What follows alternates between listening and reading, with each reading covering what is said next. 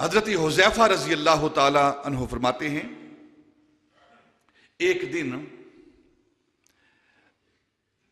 نبی پاک صلی اللہ علیہ وسلم نے ہماری دعوت کی، صحابہ کی، نبی پاک نے دعوت کی۔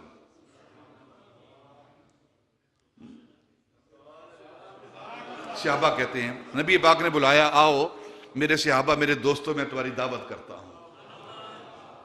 ہمارے وہ احباب جو اپنے دعویٰ بڑا کرتے ہیں کہ ہم نبی پاک کے پیروکار ہیں، سنت پر عمل کرنے والے ہیں، وہ شیوخ حضرات، وہ پیر حضرات جو کھاتے رہتے ہیں صرف مریدوں کے ہاں، ان کے لیے سبق کبھی وہ نبی پاک کی سنت پر بھی عمل کیا کریں۔ دعوت کی تو نبی پاک صلی اللہ علیہ وسلم ہر صحابی کو لقمہ اس کے منہ میں دے رہے ہیں۔ دیکھو کیسی محبت ہے، نبی تو صحابی کے منہ میں لقمہ دے رہا ہے، محبت کر رہا ہے، اس کی دعوت کر رہا ہے، اور کوئی بدبخت اٹھ کے صحابہ کو برا کہنا شروع کر دے،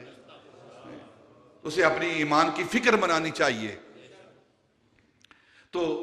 جب صحابہ کے منہ میں لقمہ ایک ایک لقمہ دے رہے نبی پاک صلی اللہ علیہ وسلم، جب سیدنا ابو بکر کی باری آئی نا تو نبی پاک نے ایک لقمہ دیا دستور رسول کے مطابق،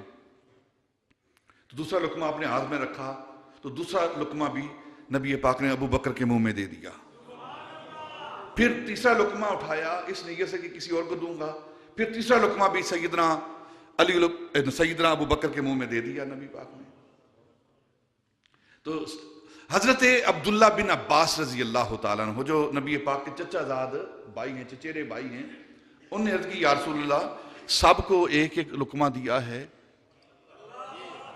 اور ابو بکر کو 3 مرتبہ؟ فرمایا بھائی میں نے پہلا لقمہ ابو بکر کو دیا، نیت یہی تھی کہ ایک ہی لقمہ دیتا ہوں، تو میں کیا دیکھتا ہوں کہ جبریل آئے ہیں، تو آ کر کہتے ہیں ہنین لک یا عتیق، سیدنا ابو بکر سے مخاطب ہو کر، اے عتیق تجھے مبارک ہو کہ تیرے منہ میں نبی پاک نے لقمہ دیا ہے۔ فرماتے ہیں میں نے دوسرا لقمہ اٹھایا تو میں کیا دیکھتا ہوں کہ میکائیل آ رہا ہے، تو میں نے دوسرا لقمہ ابو بکر کے منہ میں دیا تو میکائیل آ کر کہتا ہے ہنین لک یا عتیق، اے عتیق تجھے مبارک ہو۔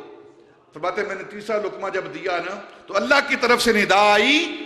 ہنین لک یا صدیق، اے صدیق تجھے مبارک ہو کہ میرا محبوب تجھے لقمے دے رہا ہے۔